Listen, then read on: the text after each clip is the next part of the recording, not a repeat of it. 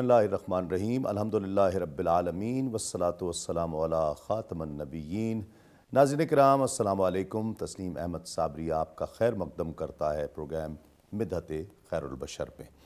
آج ناظرین ہمارے ساتھ ایک ایسی ہمہ جہت شخصیت ہے کہ جن کی شخصیت کے کئی گوشے ہیں، کئی تعارف ہیں، کئی میدانوں میں انہوں نے فتح حاصل کی ہے۔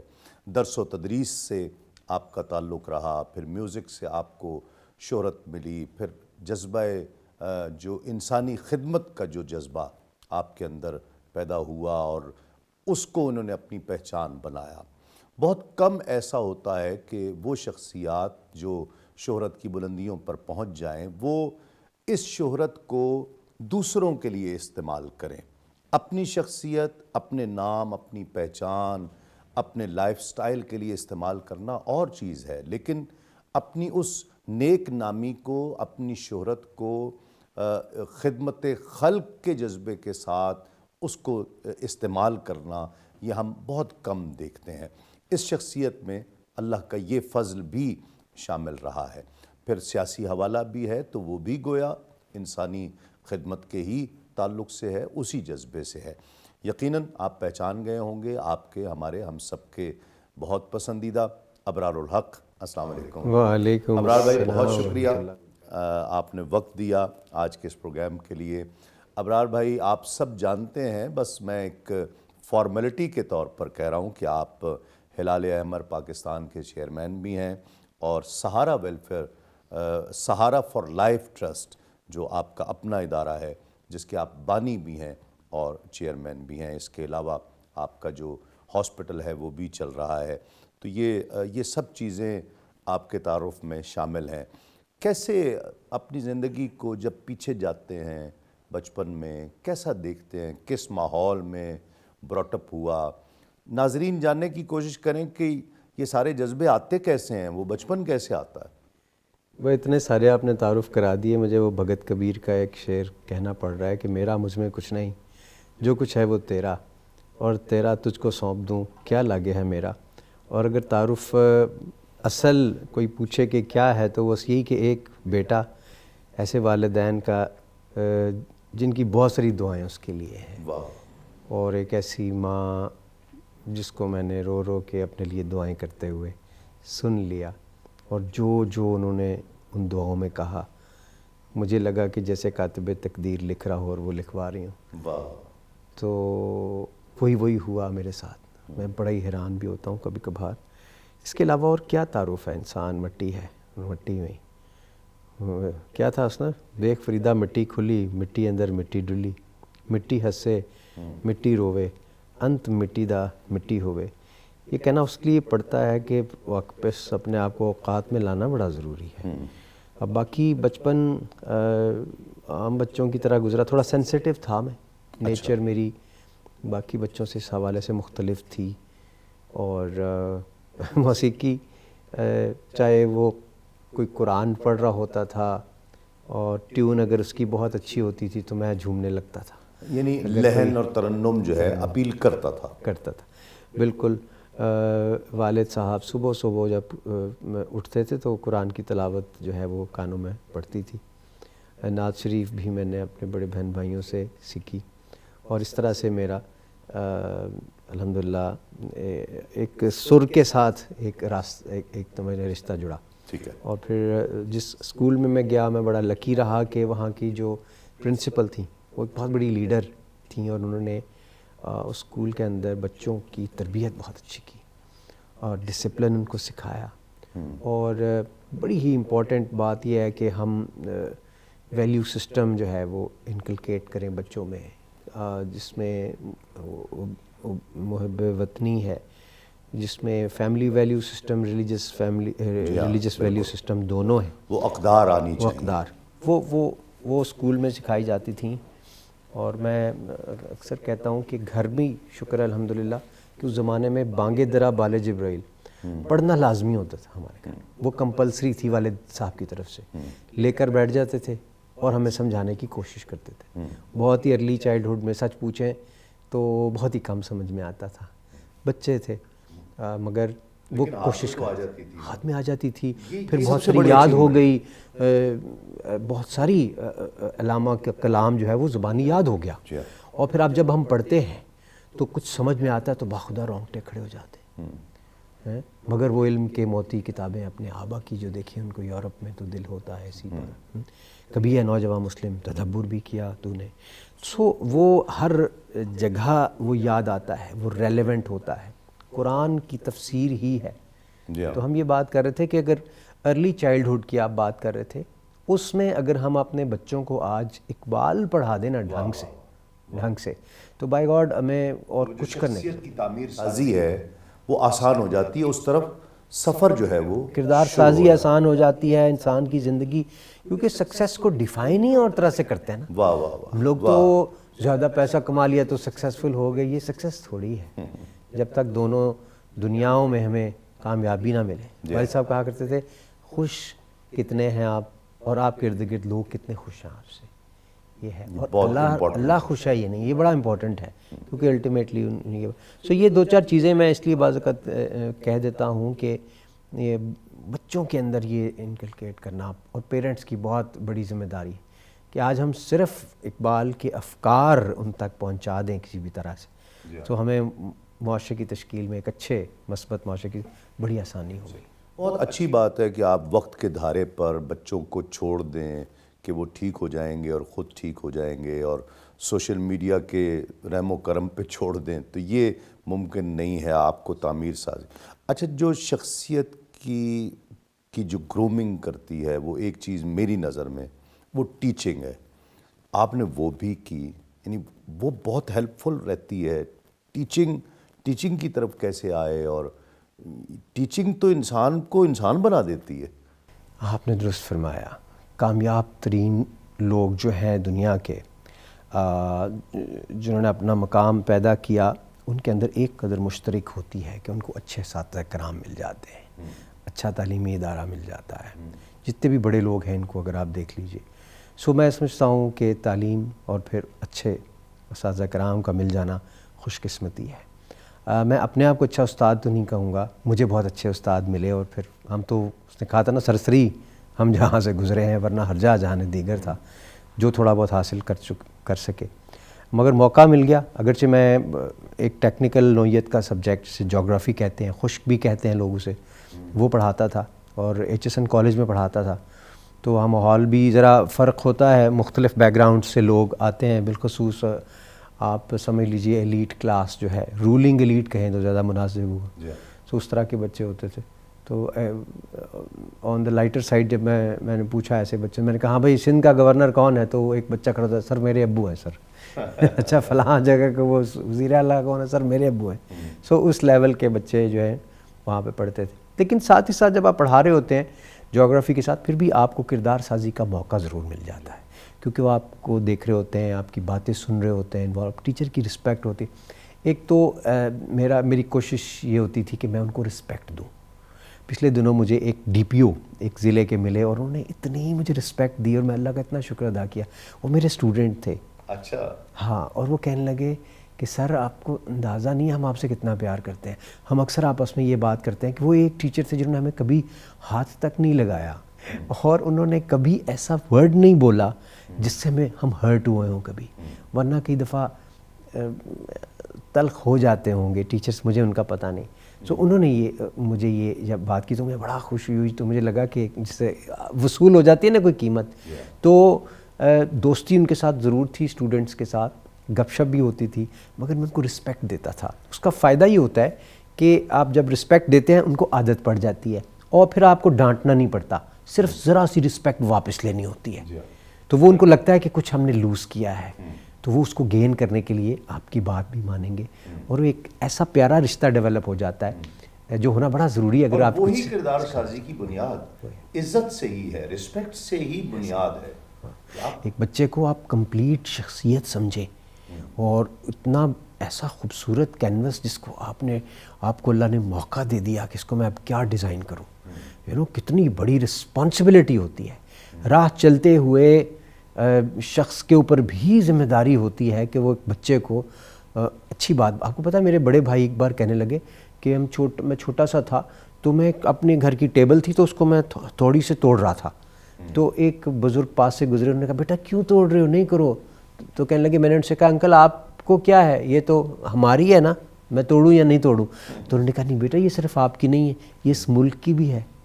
یہ کتنی مشکل سے کسی نے درخت کاٹا ہوگا, پھر اس کی ٹیبل بنائی ہوگی, اس میں میخیں کاٹ, سو ایک پراپرٹی ہے ہمارے ملک کی ہے, جب آپ اس کو نقصان پہنچائیں. سو وہ ایک رسپانسبلٹی ڈال دی اس بچے کے ذہن پہ جو ہمیشہ ہمیشہ رہے گی, اور وہ آج بھی ایک رسپانسبل سو ایک بچے کو ایک پروجیکٹ سمجھے کہ اس کی میں نے ذہن سازی کس طرح سے کرنی ہے. اور میں نے باخود ہمیشہ کوشش کیا کسی طرح سے. میں کہتا ہوں اگر ہم کوئی پوچھے نا اتنی لمبی تقریر کی بجائے ایک جملہ کیا چاہتے ہیں, تو نبی پاک صلی اللہ علیہ وسلم کی زندگی اور فل سٹاپ بس. واہ واہ, جس نے بھی اپنا لیا کامیاب ہے. کیا بات. اب کتنا اپنا لیا یہ سوال ہے.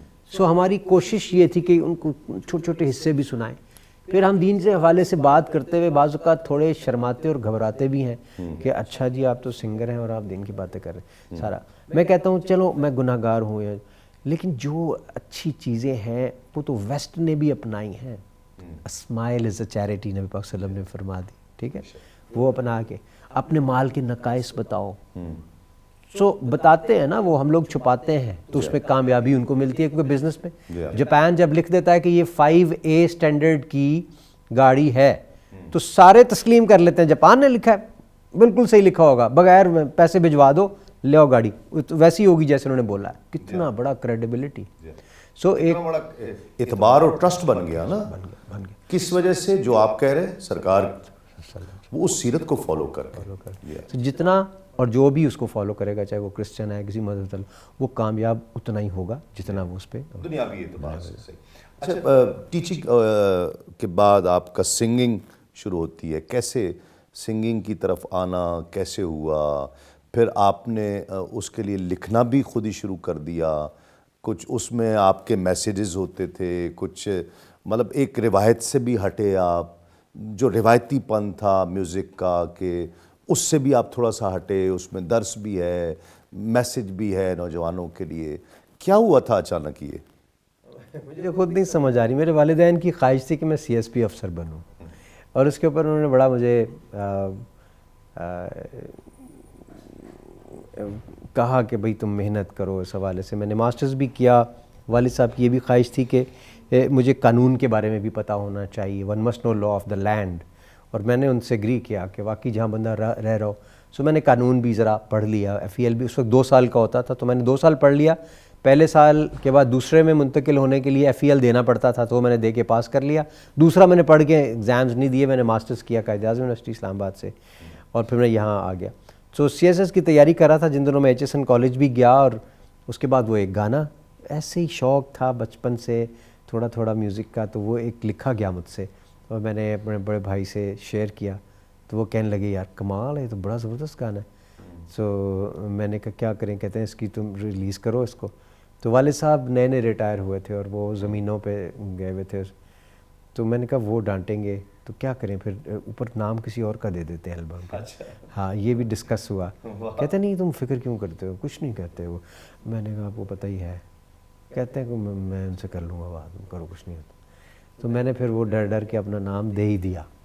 وہ گانا بہت اچھا بن گیا, اور وہ بڑی دنیا نے سنا, کنے کنے جانا بلو دے گھر, تو ایک کلچر ہی ڈیولپ ہو گیا. اور اس کے اوپر میرے پہ بھی بہت, بلکہ ایک صاحب نے تو یہاں تک کہہ دیا یہ حرام ہے کہ انسانی طبیعت میں غیر معمولی ہی جان برپا کرتا ہے وغیرہ. تو بہت ہی لے دے بھی ہوئی اس کے اوپر, لیکن میرا مقصد صرف ایک انٹرٹیننگ گانا دینا ہی تھا. تو پھر ہم نے اپنے نام کے ساتھ ریلیز کر دیا. وہ ایکسٹراڈنری ہٹ ہو گیا, سوچ سے زیادہ, ہر گاڑی میں بج رہا ہوتا تھا, اور بڑا وہ پارلیمنٹ میں بھی ڈسکس ہوا, دائیں بائیں کراچی کی دیواروں پہ بھی لکھا ہوا اس کے بارے میں, مختلف کالمز چھپ رہے ہیں, خبریں. تو بڑا اچھا سا لگ رہا ہوتا تھا کہ اچھا فیمس ہو گئے ہیں. پھر لوگ اس وقت شروع میں مجھے پہچانتے نہیں تھے, بٹ سچ پوچھے تو دل چاہتا تھا کہ میں ان کو بتاؤں کہ میں نے گایا, جب تعریف کر رہے ہوتے تھے. انسان کی طبیعت میں ایسا ہوتا ہے, فطری ہے کہ وہ بتائے. لیکن پھر آہستہ آہستہ بہت لوگوں نے انٹرویوز لینے شروع کر دیے. تو HSN college teacher, geography teacher trained musician, فلاں. لیکن گرمیوں کی چھٹیاں تھیں, اس کے بعد جانا تھا واپس HSN, اور بچے انتظار کر رہے تھے بڑی شدت سے. ان کو تو پتہ ہی نہیں تھا, اس سے پہلے مجھ سے پوچھتے تھے کہ سر آپ کو میوزک سننا اچھا لگتا ہے, تو ان کو اندازہ بھی نہیں تھا کہ مجھے تو گانا بھی بڑا اچھا لگتا ہے. تو جب اس کے بعد میں خیر گیا تو بڑے ان کے لچھن ڈفرینٹ تھے, شرارت ورارت کے موڈ میں تھے کہ اب ٹیچر آئے ہیں. تو کیونکہ وہ گانا اس ٹائپ کا تھا اور اس سے پہلے میری مونچھیں تھیں اور بلوں کے بعد جو ہے وہ بالکل کلین شیو, وہ سارا چوزا سا شکل نکل آئی. تو وہ پھر خیر مجھے تھوڑا سا ان کو سختی کرنا پڑی ذرا سی, مگر اس کے بعد وہ ٹھیک واپس لائن پہ آ گئے. کیسے یہ جو خدمت انسانی کا, خدمت خلق کا جذبہ, یہ کیسے جاگا کہ میں ہاسپٹل بناؤں اور کچھ لوگوں کے لیے کچھ کروں؟ یہ بات ایک ہی ہے, آپ سیاست کی طرف جو لوگ پازیٹیو لوگ آئے ہیں وہ بھی انسانی خدمت کے جذبے کے تحت ہی آئے ہیں. وہ ویلفیئر کا کام ہو یا پولیٹیکل کام ہو, اگر پازیٹیولی کیا جائے تو میں اس کو ایک ہی سمجھتا ہوں. تو کیسے اس طرف کیسے خیال آیا کہ سچ پوچھے تو اس وقت تو کوئی خیال نہیں آیا. سب سے پہلے تو یہ خیال تھا اچھی گاڑی خریدنی, پیسے بہت ڈھیر سارے آ رہے ہیں اور شوز ہو رہے ہیں اور انٹرنیشنلی دنیا دیکھنے کا موقع مل رہا ہے, تو خوب پیسے ویسے کماؤ. اور بلکہ اپنی مرضی کی گاڑی لینے کے بعد جہاز لینے کا ارادہ تھا. اچھا جی ہاں, اور بڑا شوق تھا. پہلے پی پی ایل والد صاحب سول سرونٹ تھے, وہ افورڈ نہیں کرتے تھے پرائیویٹ پائلٹ لائسنس, تو بڑا دور سے ہی دیکھتے تھے ہم. تو اب میں نے کہا ابھی تو پیسے بھی ہیں بھائی, وہ شوق پورے کرنے کا ٹائم آ گیا, تو جہاز اپنا ہونا چاہیے. 80-90 لاکھ کا جہاز ملتا تھا, پشاور کھڑا تھا. تو میں نے جناب ٹکٹ کرائی, میں چلا گیا, ساتھ ایک دوست کو بھی میں لے گیا کہ بس جا کے بیانہ شہنا کر کے ٹوکن ووکن تو کر لیتے ہیں. اتنے پیسے اکٹھے ہو گئے تھے میرے پاس. تو جناب ان سے بات کی تو اس کے ساتھ ایک اور جہاز ٹوین انجن کھڑا تھا, مجھے یاد ہے. میں نے کہا یہ والا کتنے کا ہے؟ وہ تھوڑا مہنگا تھا. میں نے کہا یار 4 مہینے اور کام اگر کرے نا, یہ بڑے والا یہ لیں گے, یہ رہنے دیتے ہیں. وہ پکڑو, بڑا ہی خوبصورت جہاز تھا.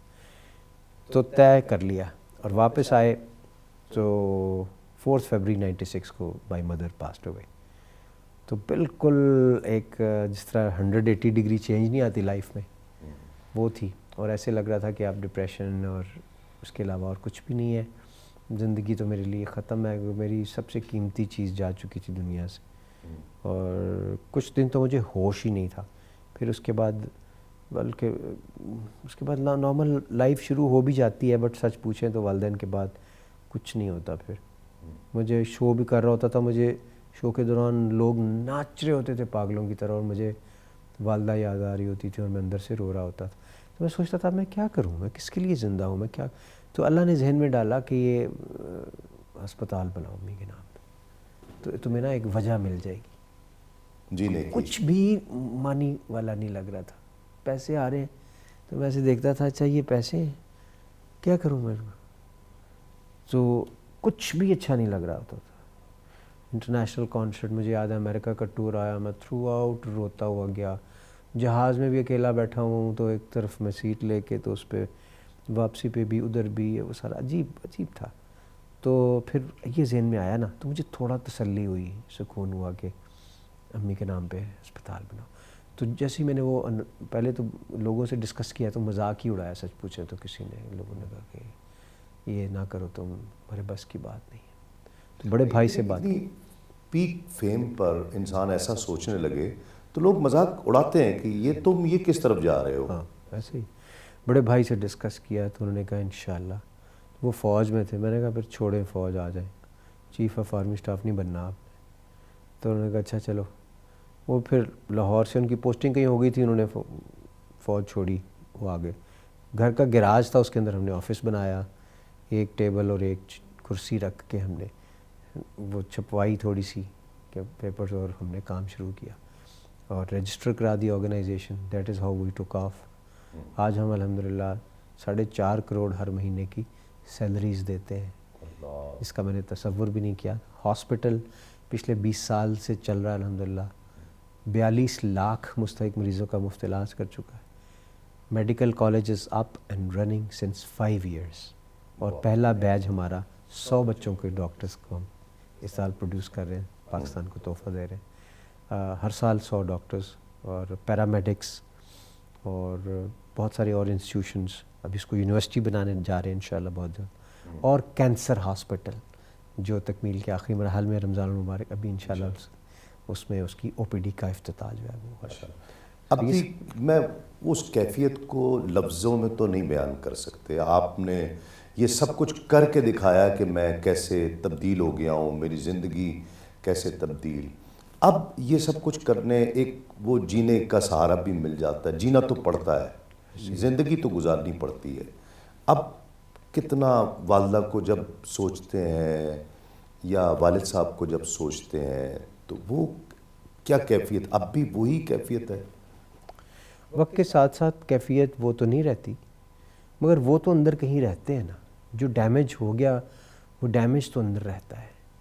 اور بلکہ میں آپ سے شیئر کروں, میں سوچ رہا تھا جب نئی نئی امی گئی تو میں نے کہا مجھے صبر کب آ جائے گا, کب تک آ جائے گا.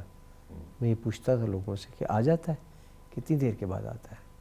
مگر میں نے محسوس کیا کہ وہ آتا نہیں ہے, وہ بڑھتا رہتا ہے. وہ غم جو ہے نا والدین کے جانے کا, اور وہ کافی دیر تک گرو کرتا رہتا ہے. میری شادی بھی نہیں ہوئی تھی, 8 بہن بھائیوں میں سب سے چھوٹا تھا, باقی سب شادی شدہ تھے. تو میری اٹیچمنٹ اور بھی زیادہ تھی والدین کی. ابو کے بعد تو بالکل جیسے کمر ٹوٹتی ہے نا. سو یہ پیغام ہے ان لوگوں کے لیے جن کے والدین زندہ ہیں کہ پکڑ لیں ان کے پاؤں, جس قدر ممکن ہو سکے ان کے ساتھ وقت سپینڈ کریں, ان کو چھوٹے چھوٹے گفٹس لا کے دیں. وہ دیکھ رہے ہوتے ہیں آپ کی طرف. میرا سرمایہ میرے والدین کی دعائیں ہیں. میں وہ بتاؤں, میری پہلی تنخواہ آئی تھی نا 5,000 روپے HSN کالج کی, میں نے اپنے والدین میں تقسیم کی تھی. صرف اپنی بائک کا تھوڑا سا, موٹر بائک کے پیٹرول کے لیے پیسے رکھے تھے میں نے, بچا کے باقی سارے دے دیے تھے. اور کوئی اتنے زیادہ میری وہ سیلری نہیں تھی شروع سے. آپ کو لگتا ہے کہ یہ اللہ تعالیٰ کا آپ پہ فضل ہوا ہے, اور یہ والدین سے محبت, میں چاہتا ہوں ہمارے ناظرین جانیں یہ کہ والدین سے محبت کتنی بڑی چیز ہے, پھر اللہ کیسی رحمت کرتا ہے, کیسا فضل کرتا ہے بندے پر. محبت نہیں, عشق والدین سے ہونا چاہیے. والدین سے تو عشق کریں گے تو آپ کامیاب ہیں, ان کی بات سن لیں گے, مان جائیں گے. اتنے بھلے لوگ ہمارے والدین. یعنی یہ جو آپ کہہ رہے ہیں نا کہ اس کی طرف دھیان کیسے گیا میرا کہ ہاسپٹل بناؤں, میں کبھی اپنے آپ کو ایکسپلور کروں تو ہم نے ان کو دیکھا یہ کرتے ہوئے. کہتے ہیں نا children learn what they see not what they are told. وہ بھی کرتے ہی ہوں گے کہ بیٹا یہ نہ کیا کرو, نہ. جو ہم کر کے دکھاتے ہیں نا ان کو, وہ اصل مثال ہے ان کے لیے, وہ فالو کرتے. ہم نے اپنے والدین کو جس قدر دیتے ہوئے لوگوں کو دیکھا نا, خیرات کرتے ہوئے, اتنا بڑے. مجھے والد صاحب نے ہمیشہ کہا بیٹا تم کنجوسی چھوڑ دو. حالانکہ لوگ بہت کہتے ہیں کہ تم جنرس ہو, صرف انہوں نے کہا, کیونکہ ان کا تو مجھے لگتا تھا سب کچھ ہی دے دیں گے. آپ کو میں بتا نہیں سکتا کہ ہمارے گھر میں لوگ آتے تھے, چوئی صاحب اے منو بڑا پسند آ گیا, اچھا تو لے جا, اچھا وہ اٹھا کے لے جاتے. گاؤں سے کوئی آ گیا جو سب یہ مجھے بہت پسند ہے. ایک بندے کو تو فریج پسند آ گیا, ہماری کوئی ریلیٹیو ہی تھی جو بھی, تو اب نے کہا ہاں ہاں لے جاؤ لے جاؤ. تو میری والدہ بھی دیکھتی رہتی تھی, مسکراتی رہتی تھی کہ کیا کر رہے ہیں. یہ میں آپ کو بتا رہا ہوں, ایسے لوگ تھے ہمارے والدین. تو حلال کا نوالا کھلانا بھی بڑا ضروری ہے. کسٹمز ڈپارٹمنٹ میں ایک اچھے عہدے پہ ہونے کے باوجود اگر ایک شخص جو ہے وہ ہینڈ ٹو ماؤتھ ہو, اور زمینوں سے جو آ رہا ہے اسی کے اوپر گزارا ہو, بچوں کی شادیوں کے لیے ان کو ٹالیاں بیچنی پڑ رہی ہیں, زمین کے ٹکڑے بیچنے پڑ رہے ہیں, آبائی زمین کو بیچنا پڑ رہا ہے, تو یقیناً وہ. اور پھر ان کے جو چھوٹے آفیسرز تھے, انسپیکٹرز اور ڈپٹی سپرنٹ, سب کی بڑی بڑی کوٹھیاں اور جائیدادیں تھیں. تو یہ بڑا ضروری ہے. اور پھر اسی کے اوپر جو ہے وہ میری والدہ کہا کرتی تھی گھر بنا لیں اپنا, تو ابو کہا کرتے تھے او چلیے بے وقوف لوگ گھر بناتے ہیں, عقل مند ان میں کرایہ دے کے رہتے ہیں, یو نو. تو بنانے کو اپنی زمین بیچ کے بنا بھی سکتے تھے, مگر پوسٹنگز ہوتی رہتی تھیں ایک جگہ سے دوسری جگہ. سو ایک انہوں نے ہمیں نوالا کھلایا حلال کا. مجھے یاد ہے ایک وہ فیکٹری کی وزٹ پر گئے تو فیکٹری کا مالک چاہ رہا تھا کہ میں اس کو چھوٹا سا موپیڈ نہیں ہوتا وہ دے دوں اس بچے کو, اس کو کوئی انٹرسٹ ہوگا اپنے والد صاحب سے کوئی کام لینا ہوگا. تو ابو مجھے آنکھیں میں نے مجھے دے دے, میں چھوٹا سا تھا, میں نے کہا یہ تو مجھے لینے دینا. مجھے کہتے نہیں اس کو نہیں چاہیے. نہیں, وہ کہتے سب دیکھیں نا وہ کہہ رہا ہے نا تو اس کو پلیز دینے دینا. آپ ابو کہتے ہیں اس کو نہیں چاہیے یہ. میں کہتا ہوں مجھے چاہیے, میں تو چھوٹا تھا, میں نے کہا مجھے چاہیے. میں نے بعد میں مجھے بڑا دیر گلا رہا, آپ نے مجھے نہیں لینے دیا, وہ مجھے فری میں دے رہا تھا. کہتے ہیں بیٹا نتھنگ کمز فار فری. وہ میرے سے کوئی ایسا غلط کام کراتا تو وہ پھر ہمیں گناہ ملتا اس کا, وہ کبھی حلال نہ ہوتا. تو یہ چیزیں میں اس لیے بتا رہا ہوں کہ نہیں کہ میں ہم بڑے عظیم، اس لیے کہ یہ ہم نے کرنا ہے. اللہ پہ ایمان رکھیں کہ جتنا رزق ہمارے نصیب میں ہے کوئی مائی کا لال نہیں لے سکتا، وہ انشاءاللہ مل جائے گا. بس یہ ہے کہ کوشش کریں کہ ہم حلال کا. وہ کہتے ہیں ہمیں جس چیز کی ذمہ جس کا خود رب نے لیا ہوا ہے نا، ہم اس کی فکر میں پڑے ہوئے ہیں. جس کی فکر ہمیں کرنی چاہیے وہ ہم کر نہیں رہے. رزق تو اللہ نے اپنے ذمہ کرم پر لیا ہے کہ دے گا، ہم بس اسی کی تگ و دو میں مارا ماری میں لگے ہوئے ہیں.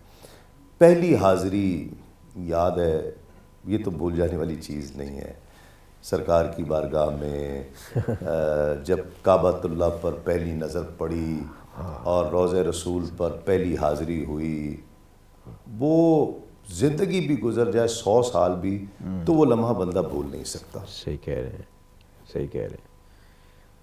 ابھی ہم بات کر رہے تھے نا اپنے والدین کی، تو احساس یتیمی تو ہوتا ہی ہے نا بندے کو کہ چلے گئے ہیں، لیکن وڈ یو بلیو کہ پہلی بار ایسا محسوس ہوا کہ وہ ہیں سر پہ.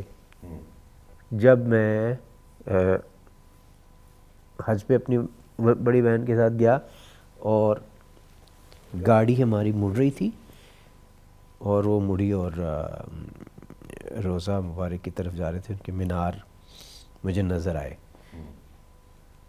تو دل چاہ رہا تھا کہ ایسے لگ رہا تھا کہ دل پھٹ جائے گا، اور نعرے لگانے کو دل چاہ رہا تھا کہ یہ وہ جگہ ہے جہاں دجال بھی نہیں آ سکتا. نبی پاک صلی اللہ علیہ وسلم کا روضہ ایک ایسی جگہ ہے جہاں محفوظ، جہاں حفاظت ہے دنیا کی سب سے بڑی. اور مجھے احساس یتیمی وہاں جا کے ختم ہو گیا.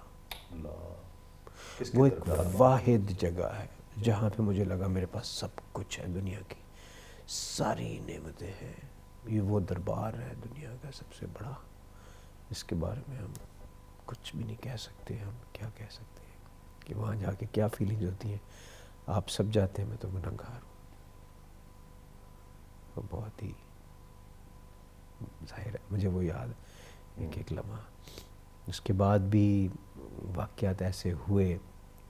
میرے ایک استاد محترم ہوا کرتے، بڑے فیمس سائیکیٹرسٹ تھے، پروفیسر ملک حسین مبشر صاحب، وائس چانسلر بھی تھے یونیورسٹی آف ہیلتھ سائنسز کے.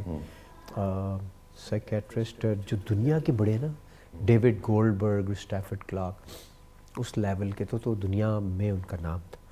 تو ایک بار وہ میرے ساتھ بیٹھے، ہم لوگ بیٹھے تھے تو دل چاہا کہ مدینہ شریف حاضری کے لیے، تو میں ان کے ساتھ پھر گیا. میری خوش قسمتی تھی کہ مجھے ان کے ساتھ سفر کا بھی موقع ملا. تو انہوں نے جالی کو ہاتھ لگایا تو میرا بڑا دل چاہ رہا تھا میں بھی لگاؤں. تو شرطے وہاں بہت تیز ہوتے ہیں، تو میں نے نظر بچا کے تو لگایا تو اس نے دیکھ لیا، اور وہ شرطہ آیا اور اس نے آ کے بازو سے پکڑ کرنا اچھا خاصا مروڑا دیا. تو میں بڑا عجیب سا ہو گیا اور سجدے میں گر گیا. میں نے کہا شاید میں گناہ گار ہوں تو میرا قبول نہیں تھا. تو یہ اکثر واقعہ میں سناتا ہوں. تو میں بڑی دیر دعائیں کرتا رہا. پھر میں کہوں میں نے تو بڑی لاڈ سے لگایا تھا ہاتھ، تو یہ ایسا کیوں ہوا میرے ساتھ؟ مجھے نہیں پتا، میرے سے پیار کریں اس طرح کے نہیں جیسے لاڈ پیار کرتے ہیں ہم لوگ. تو آپ یقین کریں میں اسی طرح جب واپس آ رہا تھا تو میں مڑ مڑ کے نا گنبد خضرا کو دیکھ رہا تھا. مجھے لگا کہ کچھ اسپیشل ہوگا. اچھا. ہاں میں بڑا واپس آیا. جب واپس آیا تو کچھ دنوں کے بعد چودھری شجاعت حسین صاحب وزیر اعظم بن گئے انٹرم. تو میں مبارکباد دینے گیا تو کہنے لگے میں جا رہا ہوں عمرے پہ چلنا. میں نے کہا آپ اندر جائیں گے وہاں؟ کہتے وہ تو پتہ نہیں، وہ تو وہاں استخارہ کرتے ہیں اگر مقدر میں ہوا. میں نے کہا میں نے کسی ہیڈ آف دا اسٹیٹ سے آج تک زندگی میں کچھ نہیں مانگا اپنے لیے، یہ میں نے نہیں چھوڑنا، میں نے وہاں جانا ہے. کہتے میں تو کہہ رہا ہوں چلو. تو آپ یقین کریں کہ پھر I was the second person to enter نبی پاک صلی اللہ علیہ وسلم کے روضہ مبارک. اللہ. تو آپ سوچیں یہ ان کی عظمت ہے کہ انہوں نے سوچا کہ تمہیں بڑا دور سے جالی کو ہاتھ لگانے کا شوق، چل اندر ہی آ جا. کیا کیا آپ نے ایک حاضری کے حوالے سے ایک نظم بھی لکھی تھی، وہ اسی موقع کی تھی یا کسی اور حاضری کے موقع کی تھی؟ پھر وہ آپ نے سنائی بھی اور فرمایا کہ کبھی میں نے اس کو مکمل نہیں پڑھا ہے. ہاں جی وہ مکمل نہیں ہے، اور اللہ کرے کبھی ہو، ایسا بھی ہو کہ ہم آگے چند قدم آگے بڑھ سکیں اس میں، لیکن جو بھی ہے جتنی بھی ہے وہ ہے تھوڑی سچ، اور بس ایک سمجھ لیں کہ ایک روحانی سا ایکسپیرینس کہہ لیں، خواب کہہ لیں، ایک امید کہہ لیں، کوئی ایک تصور کہہ لیں، کچھ بھی کہہ سکیں. تو اگر آپ کہیں تو میں شیئر کرتا ہوں. بسم اللہ اللہم صلی اللہ سیدنا محمد و علی سیدنا محمد. وہ اس طرح سے ہے کہ وہ انتہائی عشق تھی یا نور بے حساب تھا، میں قید و بند وقت سے آزاد اس صدی میں تھا، وہ دور مصطفیٰ تھا میں مدینہ نبی میں تھا، وہ دور مصطفیٰ تھا میں مدینہ نبی وسلم میں تھا. صحابی جاتے ہیں آپ وسلم کے پاس اور عرض کرتے ہیں کہ جی آنے والے دور کا ہے امتی گناہ گار، ہند سے یہ ہے حضور، ہے مگر سیاہ کار. مسکرا کے آپ نے کہا کہ روکنا نہیں، امتی ہے اور وہ بھی آنے والے دور کا، طے ہوا عصر کے بعد ہوگی میری حاضری، روبرو نبی کے پاس ہوگی میری حاضری. تصور عدالت نبی کیا تو ڈر گیا کہ جا کے کیا کہوں گا میں تو سوچ کے ہی مر گیا. صحابی رسول نے کہا کہ بیٹھ جا یہاں، محفل حضور کے اصول سیکھ لے ذرا. بیٹھنا سکھا رہے تھے مجھ کو وہ کہ اس طرح، چل کے بھی دکھا رہے تھے مجھ کو وہ کہ اس طرح، یہ بھی کہہ رہے تھے خام خواہ سے منہ نہ کھولنا، بول کے بتا رہے تھے اس طرح سے بولنا. وہ خوش نصیب لوگ تھے جو دور مصطفیٰ میں تھے، فضا بھی خوش نصیب تھی، زمین بھی خوش نصیب تھی، سبحان اللہ. نیا نیا کھلا کھلا سا نیلا آسمان تھا، پرانی طرز پر بنے نئے نئے مکان تھے. واہ. اس وقت تو نہیں ہوں گے. کئی گھروں میں اونٹ تھے، کئی گھروں میں بکریاں، پک رہا تھا کچھ جہاں پہ جل رہی تھی لکڑیاں. اتنے میں اذاں ہوئی تو رونگٹے کھڑے ہوئے، دل کے جیسے کھل گئے ہوں تالے سب پڑے ہوئے. وہ آسماں کا راگ تھا، وہ دعوت بلال تھی، میرے لیے تو دعوت وصال اور جمال تھی. کیا کہتے. دھو لیا نہا کے میں نے وضو بھی بنا لیا، نسبت حضور میں نے عود بھی لگا لیا. سبحان اللہ. گھر سے ہم نکل پڑے صحابی رسول کے، اور جا رہے تھے سب ہی سمت مسجد رسول کے. وہ دھڑکنیں عجیب تھیں، وہ کپ کپی کمال تھی، کہ آنکھ اشک بار تھی، سراپائے ملال تھی. روح تھی کہ دید کی تڑپ تڑپ تڑپ تڑپ، دل میرا دھڑک دھڑک دھڑک دھڑک دھڑک دھڑک.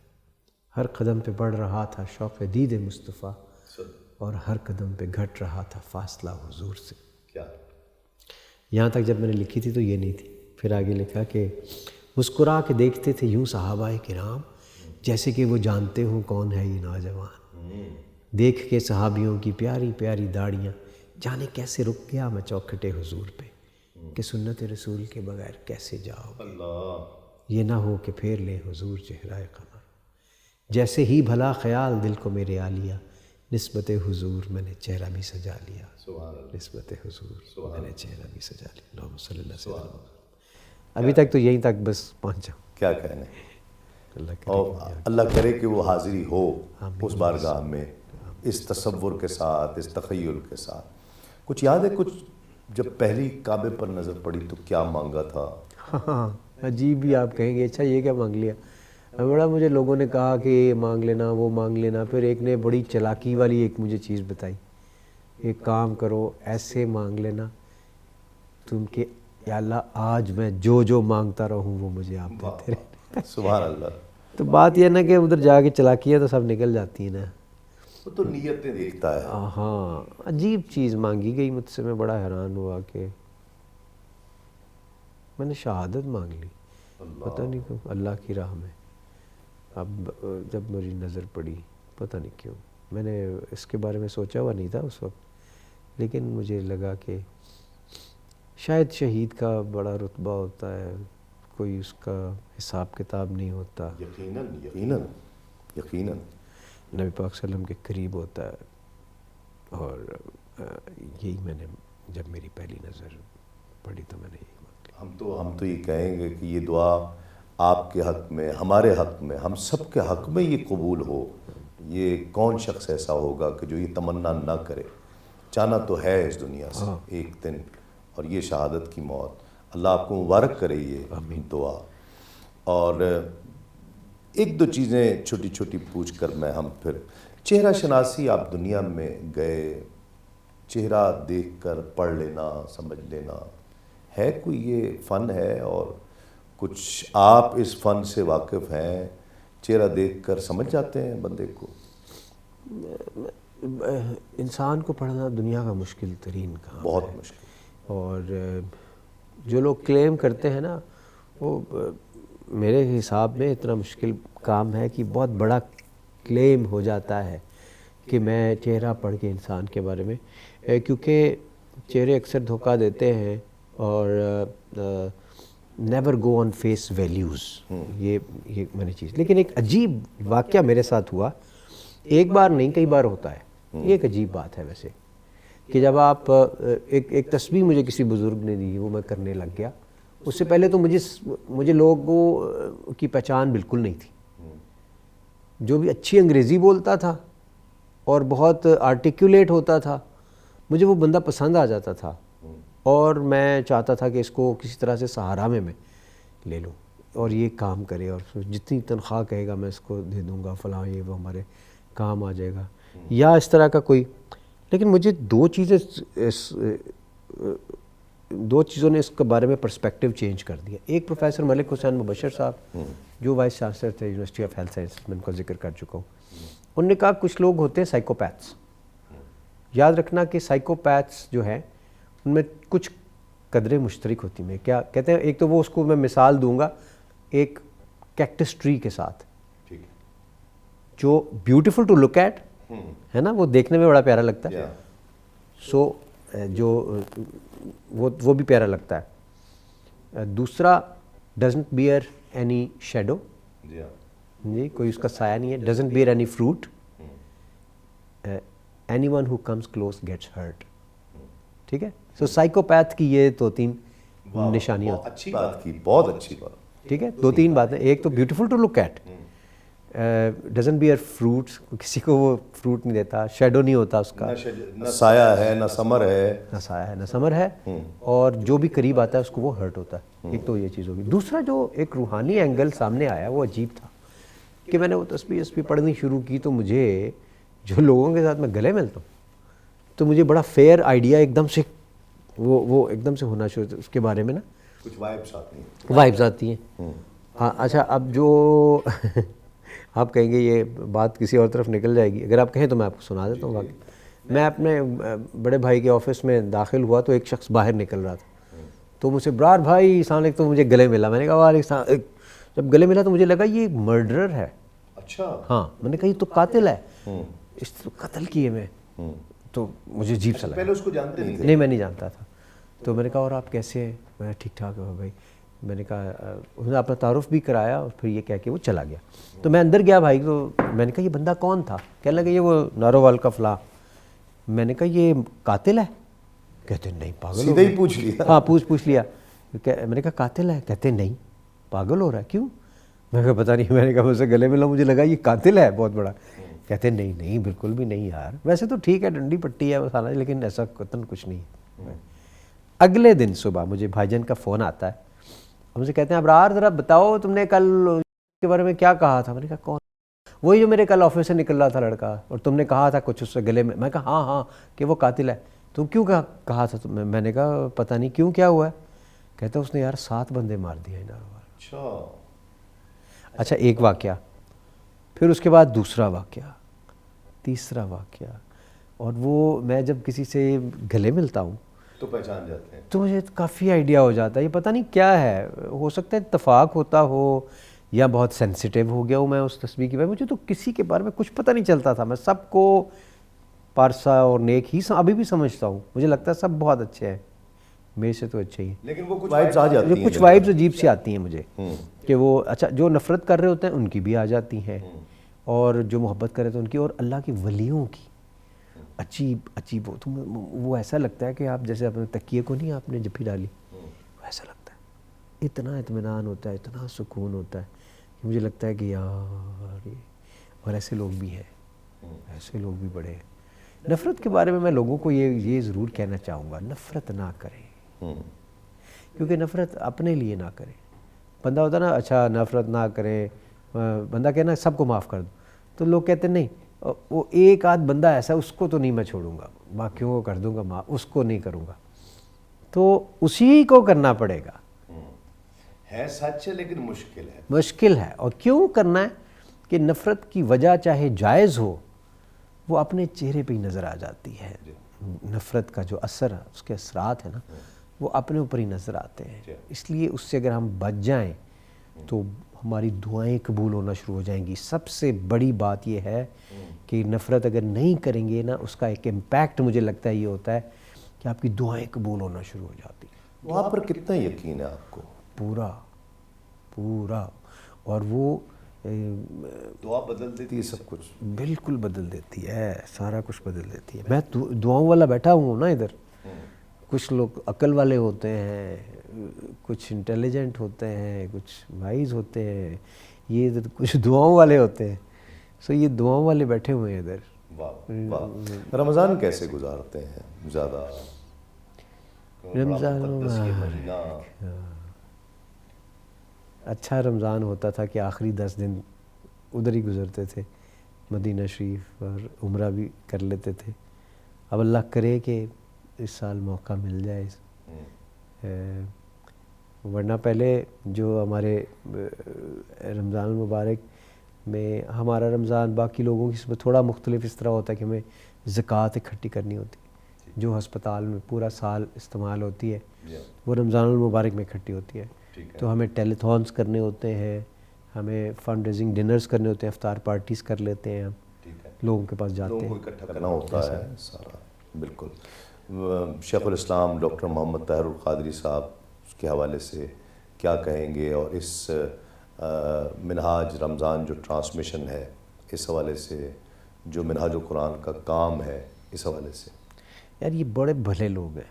میں ان کو زیادہ موقع نہیں ملا، نہ ان کو بہت زیادہ ہائی لائٹ ہوئے ہیں، لیکن ان کی سروسز بہت زیادہ ہیں.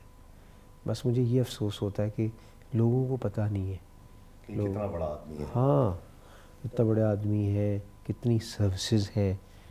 یہ اللہ کے ولی ہیں. ولیوں کی ایک نشانی یہ ہوتی ہے ان کا لنگر ہوتا ہے.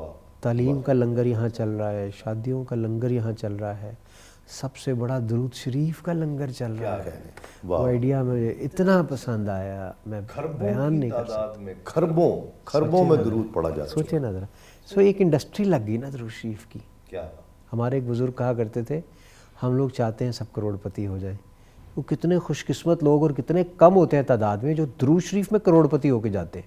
کیا سبحان اللہ. تو یہ بات سن کر ہم نے شروع کر لیا الحمدللہ درود شریف. میرے بڑے بھائی تو 2.5 کروڑ پہ پہنچ گئے ہیں ماشاءاللہ. وجے سالک صاحب. کچھ میرا بھی ہوا ہے الحمدللہ. لیکن یہ کہ اس بات کو سن کر پتہ نہیں کتنے لوگ شروع کریں گے آج کہ وہ کیلکولیٹ کرنا شروع کر دیں کہ ہم نے کروڑ پتی بننا ہے.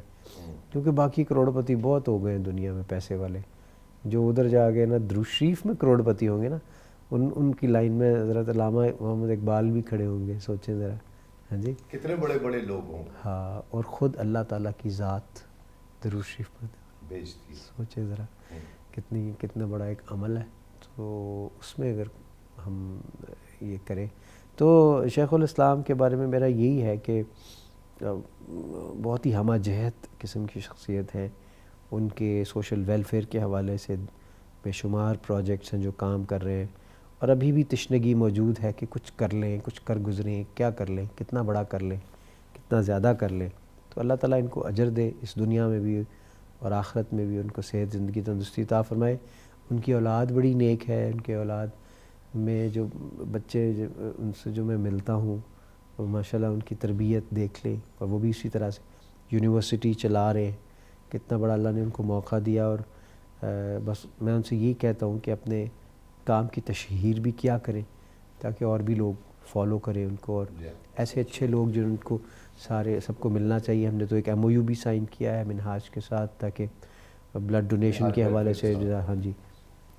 اور دیگر ایکٹیویٹیز ہم ہلال احمر کے پلیٹ فارم سے بھی کر سکیں. بہت شکریہ. بڑا لطف آیا. اور یقیناً آپ کی گفتگو میں ہمارے ناظرین کے لیے بہت سے وہ انقلاب آفرین پیغامات اور انقلاب آفرین لمحات موجود ہوں گے۔ ناظرین، ہم روزانہ ہی کچھ نہ کچھ سنتے ہیں، دیکھتے ہیں ٹیلی ویژن پر، سوشل میڈیا پر، لیکن دیکھتے ہیں پھر بھول جاتے ہیں، پھر آئی گئی ہو جاتی ہے، پھر کچھ اور دیکھتے ہیں۔ لیکن صرف ٹیلی ویژن کو یا سوشل میڈیا کو صرف انٹرٹینمنٹ کے طور پر دیکھنا یہ ایک اور چیز ہے۔ کوئی بھی کام آپ کر رہے ہیں، اس کام میں سے اچھی چیز تلاش کرنا یہ بڑے لوگوں کی علامت ہوتی ہے، بڑے لوگوں کی نشانی ہوتی ہے۔ ابرار الحق کی زندگی سے ہم کتنا کچھ سیکھ سکتے ہیں۔ کسی کو کچھ دے کر اس کو کچھ دیا جاتا ہے، کسی کو کچھ محرومی کے ساتھ اس کی زندگی کو پر بلیسنگ کی جاتی ہے، رحمت دی جاتی ہے۔ ماں چھن جائے، ماں جیسی نعمت چھن جائے تو ایک مختلف ابرار نظر آتا ہے۔ پھر وہ پھر دنیا کے لیے کچھ کرنا چاہتا ہے، انسانیت کے لیے کچھ کرنا چاہتا ہے۔ بہت کچھ سیکھنے کو ہے آج کے اس پروگرام میں۔ اللہ تعالیٰ نے بہت مزید طاقت، ہمت، توانائی عطا فرمائے کہ انہوں نے جو زندگی کا مقصد بنا لیا ہے، زندگی کا جو مشن بنا لیا ہے، اور طاقت کے ساتھ اور توانائی کے ساتھ اس مشن پر گامزن رہیں۔ اللہ تعالیٰ ان پر، ان کے سب گھر بار پر رحمتیں اور برکتیں عطا فرمائے۔ تسلیم صابری کو اجازت دیجیے۔ السلام علیکم۔ تسلیمات۔